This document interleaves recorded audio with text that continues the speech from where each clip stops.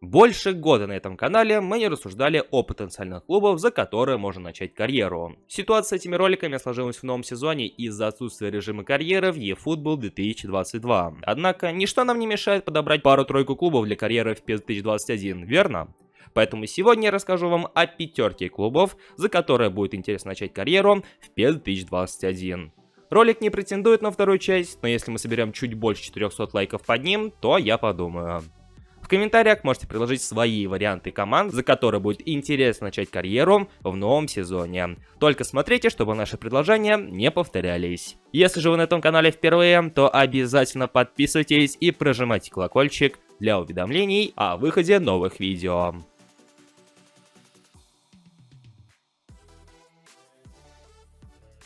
Первый клуб у нас сегодня из МЛС, о которой, как мне кажется, я не устану говорить никогда.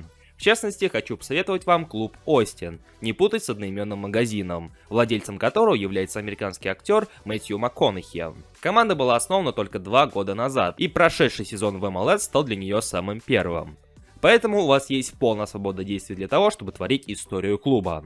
В составе Остина есть немало интересных футболистов, среди которых затесался и Себастьян Дриусси. Ну и от себя добавлю, что у команды достаточно интересные цвета, а поэтому почему бы и нет. Второй по счету идет одна из многочисленных команд Лондона, а именно Вест Хэм. Вы вообще успели заметить, как быстро клуб из борьбы за выживание стал бороться за Лигу Чемпионскую строчку в таблице? Вот и я нет. А все пошло после очередного возвращения в стан молотобойцев экс-менеджера МЮ Дэвида Моэса. Достаточно самобытный коллектив, который звезд с неба не хватает, но тем не менее располагает интересными футболистами, среди которых Пабло Форнальс, Деклан Райс, Исса Диоп, Влашич и другие. Пара-тройка топовых приобретений наподобие Лингарда, и можно будет бороться за чемпионство. Третий клуб, за который было бы интересно начать карьеру, это Фиорентина. Я и сам не заметил, как вдруг стало интересно наблюдать за их результатами в этом сезоне. И ключевую роль тут точно сыграл не Кокорин, к сожалению. По меркам итальянского чемпионата, у Фиалок достаточно молодая команда. Это Драговский на воротах, Миленкович в защите, Лукас Торрейра в полузащите, Душан Влахович в нападении и так далее.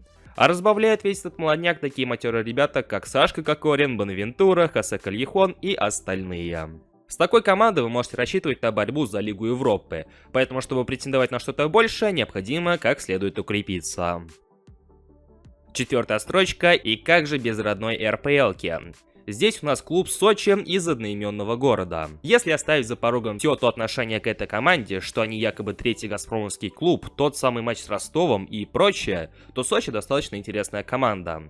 Игорь Федотов достаточно опытный, но дико недооцененный специалист, а состав сочинцев спокойно позволяет им закрепиться в тройке чемпионата.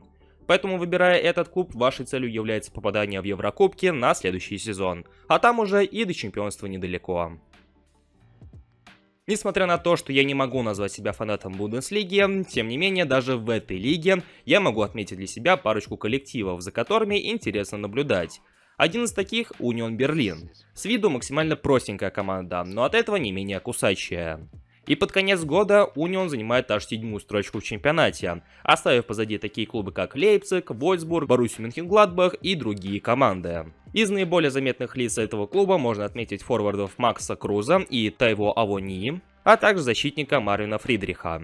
С этим коллективом у вас не получится подмять под себя Германию, поэтому поначалу вам нужно будет укрепить свои позиции в Бундеслиге и только потом задуматься об участии в Еврокубках.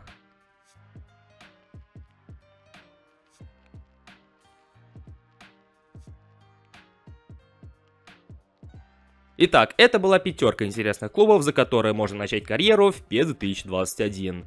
В eFootball 2022 делать все равно нечего, а это хоть как-то скрасите свой досуг. Повторюсь, что свои идеи для интересной карьеры вы также можете предложить в комментариях под этим видео. Ну и не забывайте поддерживать этот ролик своими лайками. И кто знает, возможно, если здесь соберется больше 400 лайков, то и до второй части будет недалеко. Все возможно. Поэтому не забудьте поддержать видео. К тому же так вы поможете каналу в борьбе с алгоритмами YouTube, которые активно скручивают просмотры. У меня же на сегодня все, и я всех благодарю за просмотр и желаю вам приятной игры. До скорых встреч!